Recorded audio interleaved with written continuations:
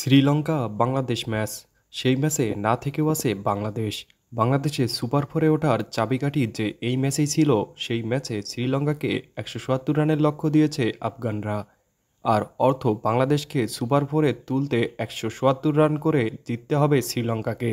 হেরে গিয়েও অবশ্য বাংলাদেশকে শেষ চারে উঠে দিতে পারে লঙ্কানরা।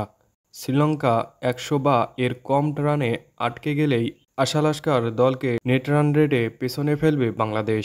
আফগানিস্তানকে নিয়ে উঠে যাবে সুপার ফোরে। শেষ ওভারে ওঠা ৩২ রানের ৩১-এই এসেছে মোহাম্মদ নবীর ব্যাটে। শ্রীলঙ্কার স্পিনার দুনিত ভেল্লালাগেকে ওই ওভারে ৫টি ছক্কা মেরেছেন নবী। প্রথম ৩ বলে ছক্কা খাওয়ার পর খেই হারানো ভেল্লালাগে চতুর্থ বলে ওয়াইড দেন, কিন্তু তার পা ও লাইন অতিক্রম করায় নো বল হয়ে যায় সেটি।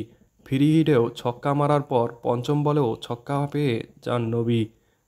টি-টোয়েন্টিতে এক ওভারে আফগানিস্তানের সর্বোচ্চ রান, আগের সর্বোচ্চ ২৬। ২০১৯ সালে জিম্বাবুয়ের বিপক্ষে মোহাম্মদ নবী ও নজিবুল্লাহ জাদ রান ৬ ছক্কার সাক্ষী না হয়ে যায় জায়েদ স্টেডিয়াম, কিন্তু হয়নি।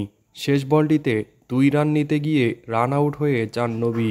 মাত্র ২২ বলে ৬০ রান করে ফিরেছেন আফগানিস্তানের সাবেক অধিনায়ক।